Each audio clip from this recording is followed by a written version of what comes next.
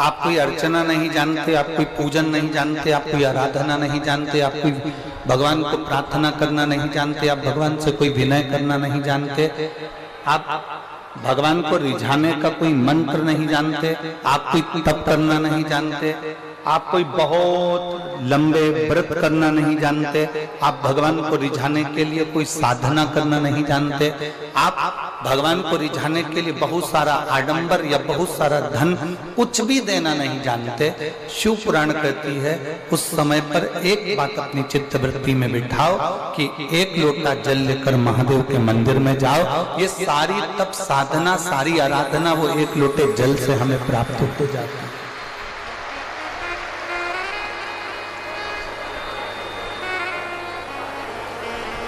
सारी तप साधना, सारी आराधना एक लोटे जल से हमें प्राप्त हो जाती है। गला पकड़ रहा बहुत। एक लोटे जल से ये सारी तप साधना प्राप्त हो जाती है। बहुत लंबे व्रत करने की भी जरूरत नहीं पड़ती, बहुत लंबी साधना करने की भी जरूरत नहीं पड़ती, बहुत लंबी आराधना करने की भी जरूरत नहीं पड़ती। घंटों तक बैठकर मौन रहकर बैठे रहने पर भी जो फल की प्राप्ति नहीं हो पाती, शिव महापुराण की कथा कहती है वो केवल एक लोटे जल से जीव को प्राप्त हो जाता है। सारी समस्या का हल, जम के बोलो जरा, सारी समस्या का हल बोल बम का नारा है। आप जितनी धैर्यता के साथ में, जितने स्मरण के साथ में, जितनी अविरल भक्ति के साथ में भगवान शंकर के मंदिर में जाकर एक लोटा जल समर्पित करते हो, शिव आपको अपना जान लेता है, शिव आपके हो जाते हैं और आप शिव के हो जाते हैं। भगवान शंकर आपके हो गए, आप शंकर के हो। देवराज को ना देवराज ना व्रत करता है, ना साधना करता है, ना कोई उपास करता है, ना कोई तप करता है। देवराज ब्राह्मण कुल में जन्म लेने के बाद भी देवराज कोई अच्छे कर्म को नहीं कर पाया।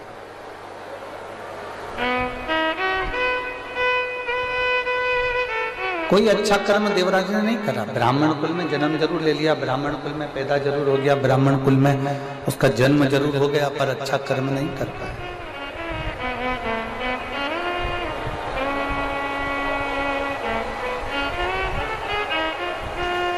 बहुत ध्यान दीजिएगा, केवल 5 दिन की कथा रेवाड़ी में मिली है।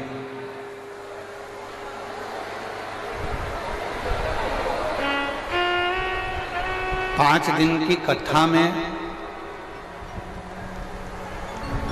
3 घंटे की कथा, और 3 घंटे की कथा में भी आधा घंटा आशीष भैया लेते हैं और 2.5 घंटा हमको प्राप्त होता है। वो 2.5 घंटा भी यदि आपने अपना मन लगाकर, चित्त लगाकर, हृदय लगाकर बाबा से अपने दिल की बात स्मरण कर कर यदि कह दी और बाबा को अपने दिल में बिठा लिया और बाबा के दिल में आप बैठ गए, तो ये मानकर चलना कि 5 दिन की कथा ना जाने हमारे कितने जन्मों के आनंद को करा सकती है।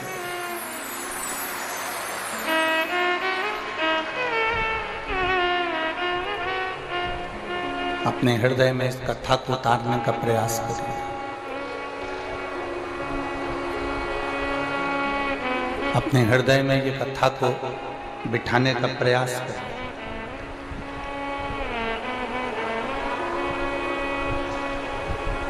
ये 24,000 श्लोक की शिव महापुराण की कथा में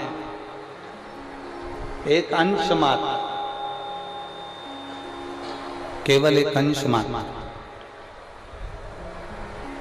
शिव भक्ति भी बहुत है।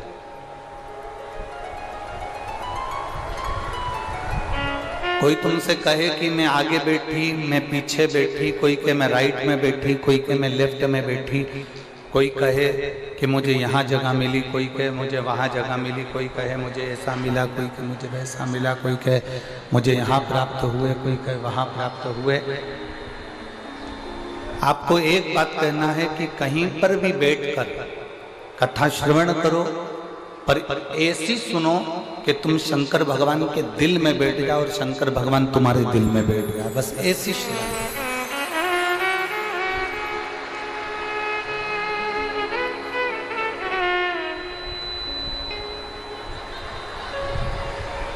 शिव तत्व की प्राप्ति हमारे भीतर, भगवान शंकर की भक्ति हमारे भीतर विराजमान हो।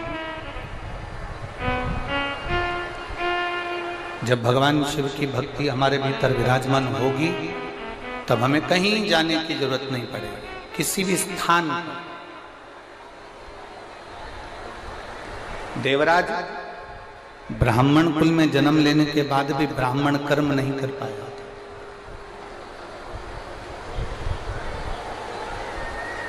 ऐसे संसार में ना जाने कितने लोग हैं जो जन्म तो ले लेते हैं पर कोई अच्छा कर्म नहीं कर पाते। सुनील जी, हम आपको साधुवाद देते हैं। रेवाड़ी में ढेरों लोग होंगे जिनके पास में करोड़ों का धन होगा, पर मेरे महादेव की कथा नहीं करवा पाए। कहीं आपके पूर्वजों का पुण्य होगा, आपके माता पिता का पुण्य होगा, जो देवादिदेव महादेव की ये 5 दिवसीय कथा आपके ऊपर, आपके पूर्वजों की, आपके माता पिता की, कहीं घर के बुजुर्गों का आशीर्वाद हुआ होगा जो ये कथा आपके रेवाड़ी में पहुंची।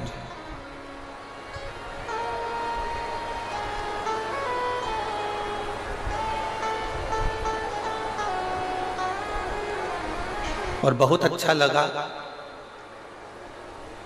जब भी हम कहीं कथा करने जाते हैं सुनील जी, तो कोई अपने मामा जी को भेजता है लेने के लिए, कोई अपने फूफा जी को भेजता है, कोई अपने काका जी को भेजता है, कोई अपने किसी दूसरे रिश्तेदार को भेजता है।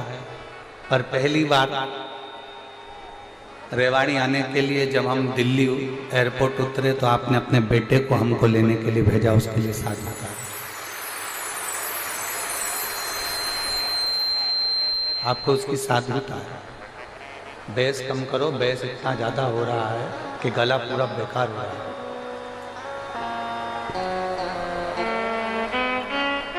कुछ पुण्याई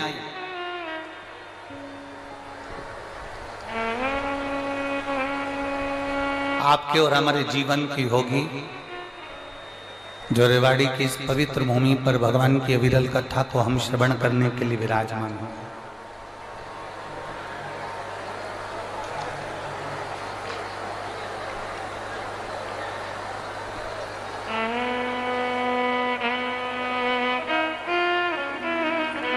शिव तत्व को प्राप्त करने का जहां सौभाग्य हमें मिला। देवराज भले ब्राह्मण के घर में जन्म ले लेता है, पर ब्राह्मण के घर में जन्म लेने के बाद भी देवराज की चित्त वृत्ति, देवराज का मन भगवान की ओर रीझता नहीं।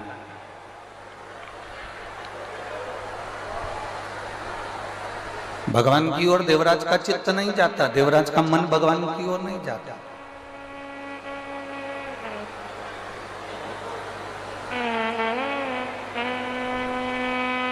हरिद्वार गए होंगे, हरिद्वार में छोटे छोटे बच्चे एक रस्सी में एक चुंबक को बांध लेते हैं। आप लोगों ने देखा है कि नहीं देखा है? बोलो तो जम के, देखा है? बच्चे एक रस्सी में चुंबक को बांधते हैं और वो चुंबक को बांधने के बाद बच्चे उस रस्सी को गंगा जी में डालते हैं। वो चुंबक गंगा जी में उसको हिला रहे हैं, उसको घुमा रहे हैं। उस चुंबक में कपड़ा नहीं चिपकता, उस चुंबक में प्लास्टिक नहीं चिपकता। वो चुंबक में लकड़ी नहीं चिपकती, उस चुंबक में एल्युमिनियम नहीं चिपकता।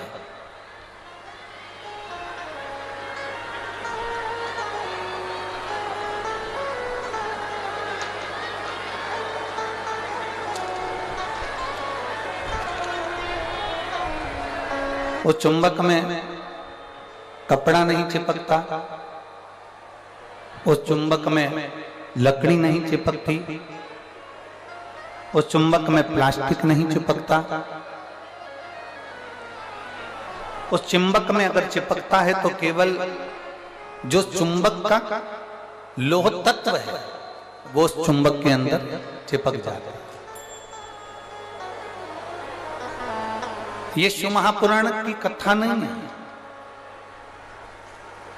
मेरे देवादिदेव महादेव भी पृथ्वी पर जैसे गंगा जी में कोई बच्चा डोरी बांधने के बाद में चुंबक को पटकता है और उससे लोह तत्व चिपकता है, उसी तरह मेरे देवादिदेव महादेव ने भी डोरी बांधकर इस शिव महापुराण को पृथ्वी पर डाल दिया है।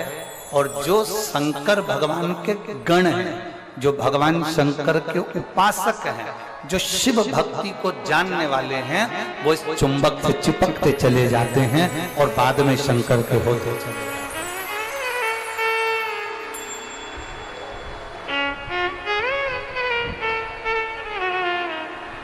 वो चिपक रहे हैं। और कभी कभी शिव महापुराण की कथा कहती है, कभी कभी चुंबक में चिपके चिपके चिपके चिपके वो लोहा भी इतना चुंबकीय बल से प्रबल हो जाता है कि वो लोहा भी दूसरे लोहे को अपनी ओर खींचता है।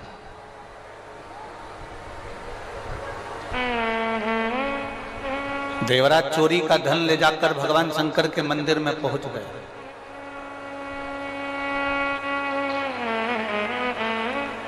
देवराज चोरी के धन को लेकर भगवान शिव के मंदिर में पहुंचा, भगवान शंकर के मंदिर में पहुंचा। और चोरी के धन को लेकर देवराज जब भगवान शंकर के मंदिर में पहुंचता है, वो चोरी के धन को ले जाकर कहीं दूसरी जगह भी जा सकता था। चोरी के धन को लेकर वो कहीं और अन्य जगह पर भी जा सकता था, पर वो चोरी के धन को लेकर शंकर के मंदिर में पहुंचा, शिव के द्वार पहुंचे। मतलब ये पक्का है, ये निश्चित है, भूल से भी अगर कोई शंकर की चौखट तक गया है, भूल से भी अगर कोई शंकर के दरवाजे तक गया है, तो ये मानकर चलना वो कितना बड़ा पापी क्यों ना हो, कितना बड़ा बेकार कर्म करने वाला भी हो, अगर वो शंकर की शरण गया है तो ये मानकर चलना कि वो शंकर का पूर्व का कोई जीव है जो शिव का हो, कैसा भी।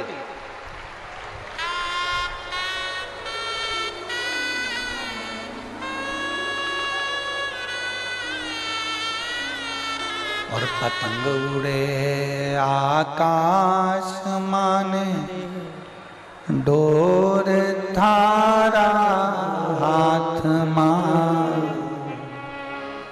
ओ भोले मारी पतंग ऊंची राख जे, ओ शंभो मारी पतंग ऊंची राख जे।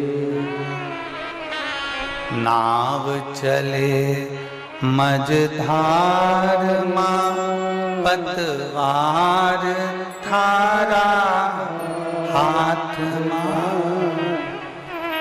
नाव चले मझधार मां, पतवार थारा हाथ मां, ओ भोले मारी नैया पार लगाओ जो, ओ शंभो मारी नैया पार लगाओ जो।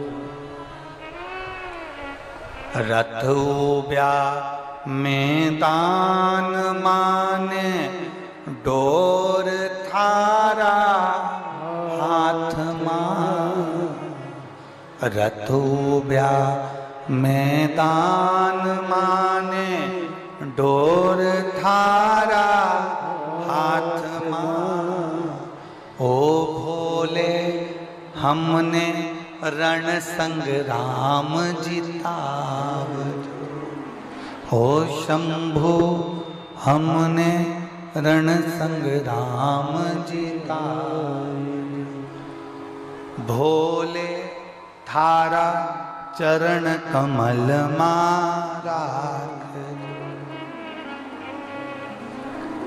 जितना हो सके जितना हो। वो कहते हैं ना व्यर्थ का खर्चा और व्यर्थ की चर्चा। एक व्यर्थ का खर्चा और दूसरी क्या है व्यर्थ की चर्चा। ये दोनों मनुष्य के जीवन को बेकार कर देते। ये दोनों मानव के जीवन को बेकार कर देते।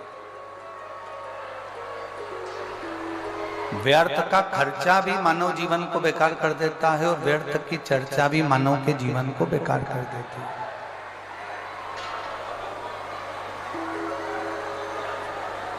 व्यर्थ का यदि खर्चा करोगे, व्यर्थ के खर्चे में अगर डूबोगे, व्यर्थ का खर्च करोगे तो तुम्हारा जीवन बहुत अच्छा होने वाला नहीं।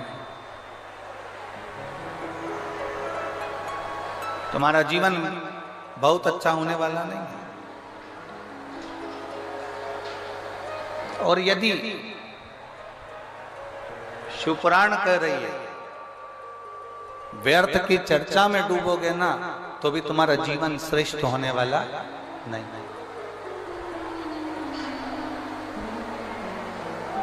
फालतू का खर्चा मत करो और फालतू की जम के बोलो जरा चर्चा मत करो।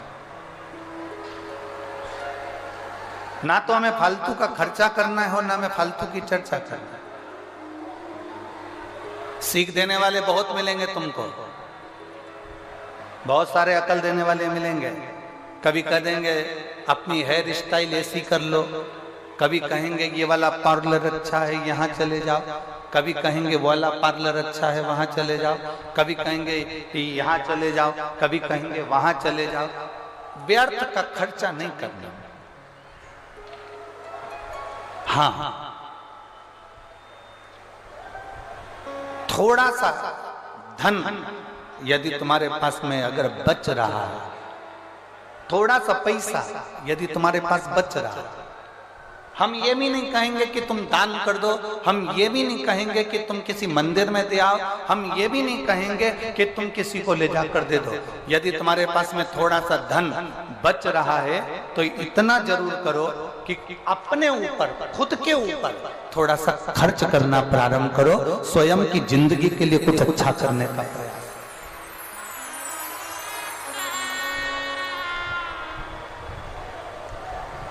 अपने लिए जी थोड़ा अपने लिए अच्छा करने का प्रयास करिए, थोड़ा अपने लिए अच्छा करने का प्रयास करो, अपने लिए।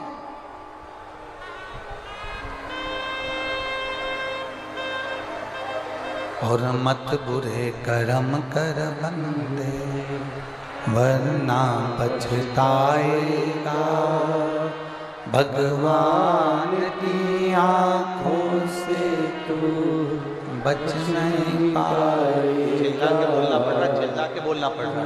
बच नहीं पाएगा। अरे ओ अज्ञानी मत करना दान। थोड़ा सा धन यदि तुम्हारे पास में बचे, थोड़ा सा पैसा यदि तुम्हारे पास में बचे, स्वयं पे खर्च करो। और स्वयं पर खर्च करना किसको कहते हैं?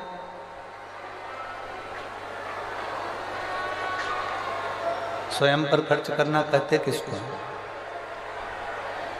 स्वयं पर खर्च करने का मतलब क्या होता है?